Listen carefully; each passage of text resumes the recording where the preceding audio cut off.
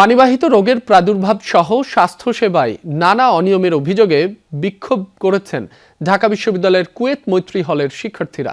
বুধবার রাতে বিক্ষোভ করে হলের বাইরে জড়ো হয় শিক্ষার্থীরা। এ সময় তারা অভিযোগ করেন, গেল 2 মাস ধরে হলের বিপুল সংখ্যক শিক্ষার্থী পানিবাহিত নানা রোগে আক্রান্ত হলেও হল প্রশাসন কোনো ব্যবস্থা নেয়নি।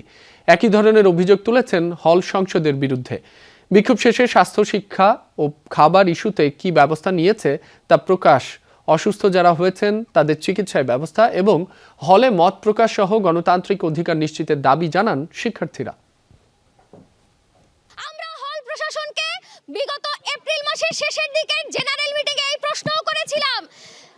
মৈত্রী হলের গণরুমে যেই মেয়েরা থাকে তাদের কাছ থেকে হিসাব বহির্ভূতভাবে 2000 করে টাকা নেওয়া হয়। আমাদের কাছে প্রশ্ন ছুড়ে দিয়েছে, আপনাদের প্রভোস্ট করে কি?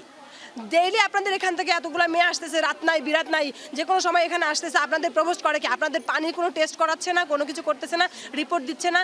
আমাদের অসুস্থতার জন্য আমরা প্রত্যেক পরীক্ষার আগে, প্রত্যেক ভর্তির আগে আমরা স্বাস্থ্য খাতে আমরা টাকা দিয়ে থাকি। তাহলে এই টাকাগুলো কোথায় যায়?